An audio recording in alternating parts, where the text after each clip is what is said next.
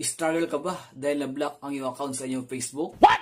Na-stress ka na ba kasi na-block ang account mo sa Facebook dahil sa paggamit ng mga kung ano-anong auto-liker dyan? Well, dito, hindi ka nagkamali ng kinlik o pinanood ng video dahil lahat yun ituturo ko sa iyo kung paano i-fix. All you have to do is, well, watch mo na itong video to hanggang dulo. But before that mga idol, if bago ka pa lang sa akin channel, please mag-subscribe ka na. And kapag nakapag-subscribe ka, comment mo sa baba ay subscribe dahil malay mo, isa ka sa mapipili kong mananalo ng pag-giveaway ko.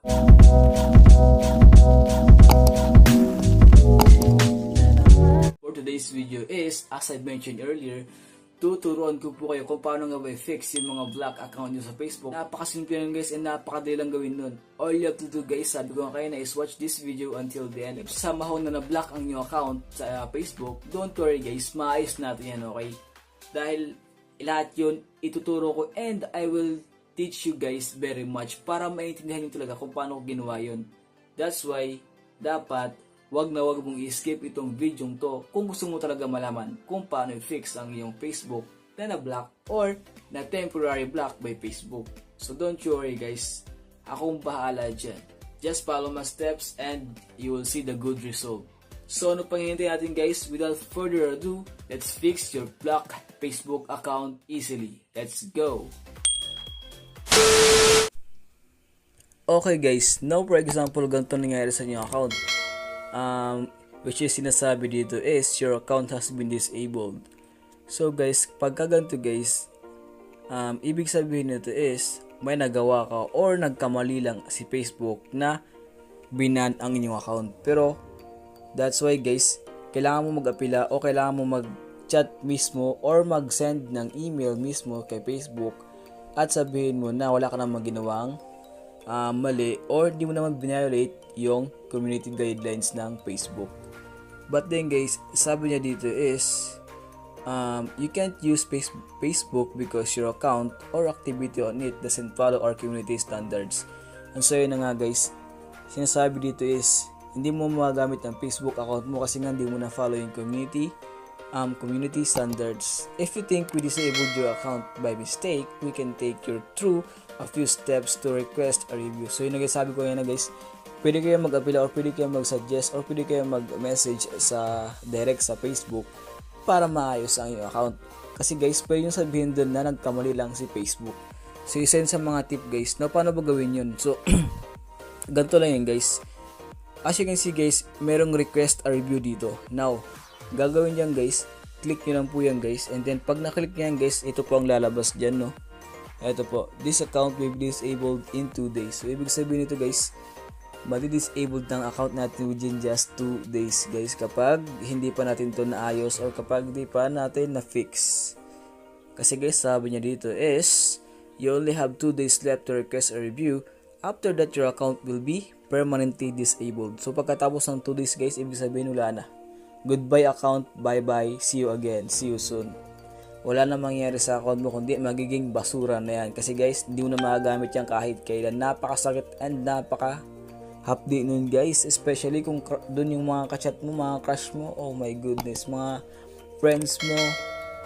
Kasi guys, mahirap gumawa ng bagong Facebook, okay? Kasi nga kailangan po mag-add ng mga friends mo.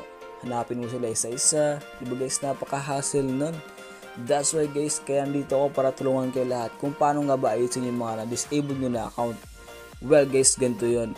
Kapag once, diba guys, dito na tayo sa this account will be disabled in 2 days. So dito na tayo sa part na to guys. Now, ang gagawin dito guys is back nyo lang guys. Okay. So ito ang lalabas dyan guys. And then, okay, I'm sorry guys, medyo nagkamali po tayo guys. Kapag naklik nyo po yung request or review, ito po ang lalabas dyan guys. Kailangan nyo po ilagay ang inyong number. Hindi po pala lalabas yung sinasabing meron ka na lang 2 days. Iba yun guys, yun lalabas yun pag i-click mo yung log out. Okay, log out. Pero guys, ito ang lalabas kapag once na-click mo yung request a review. Now dito guys, okay, all you have to do is kailangan doon natin ilagay ang ating number. So let's go guys, lagay natin ang ating number or ang ating number na ginagamit sa Facebook na yun mismo guys, para talaga malaman or makilala na ikaw talaga yung nag-fix ng sarili mong account. Okay, let's go. ito na guys, nalagay natin yung ating number or number na mismo ginagamit natin sa ating Facebook. Na after that guys, click nyo lang po yung send code na to. Okay, just wait lang guys, no? No, yun na nga guys, dito guys may send silang code. So ito na guys, nasend na po ang code. So ito po ang code natin, 82, okay guys, 8283. So wait lang mga lodi cakes. 59. Now, click lang po yung next. Okay guys, just wait lang po guys, no? Now dito guys, okay, so dito guys, kailangan nyo po mag-upload ng photo of yourself. So kasi guys, sinasabi niya dito is, upload a photo that clearly shows your face. Make sure that photo is well lit and isn't blurry. Don't include other people in the shot. So ibig sabihin ito guys, para mag-send ka ng inyong picture or ID picture guys. Kasi guys, para talaga malaman niya or para talaga ma-identify niya na ikaw talaga yun.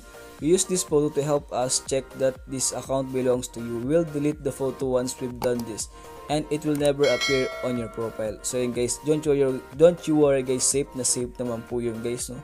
Just wait lang guys, no, mag-upload na po ako ng aking photo. And so ito na guys, once na nakapili po kayo ng photo guys, ganito pong lalabas yan guys. As you can see guys, sa tabi po ng choose photo is merong FB, image ba yan, basta something like that, point JPEG. So ganyan lalabas guys. Now after nyo maka-upload ng mga picture o ng ID feature nyo, na which is dapat malinaw and dapat hindi blur, oaks na yun guys, click nyo na po yung continue. Okay, click natin guys, no? Ito na guys, wait lang natin guys, medyo matagal talaga to guys, kasi guys, it depends pa rin sa inyong internet connection to. Okay, may back natin to. Now dito guys, sabi niya dito is, we received your information. Thank you for sending your information. We have fewer people available to review information due to the coronavirus COVID-19 pandemic.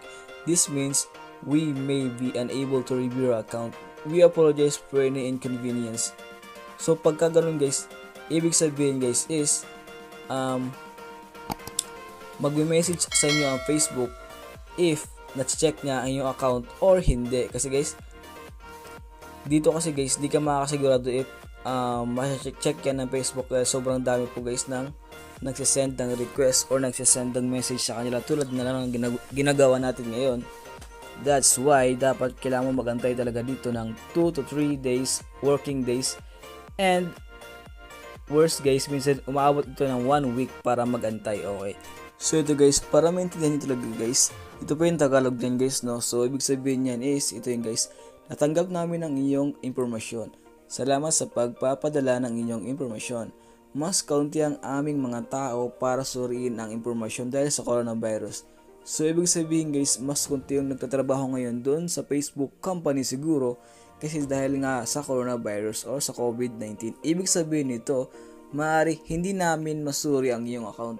So ibig sabihin guys, maybe or somehow di nila masuri ang inyong account. Pero guys, hindi naman to sigurado na hindi talaga masusuri.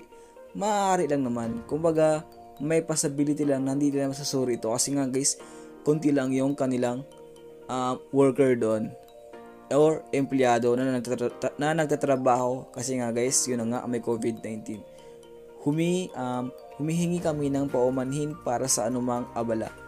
So yun ang sabi niya guys, no? Don't you worry guys, di naman guys sabihin na hindi nila aasikasuhin yan. Kumbaga dito, sinasabi nila na pwedeng hindi maasikaso yan kasi nga kulang ang tao nila ngayon na nagtatrabaho. Pero guys, don't you worry.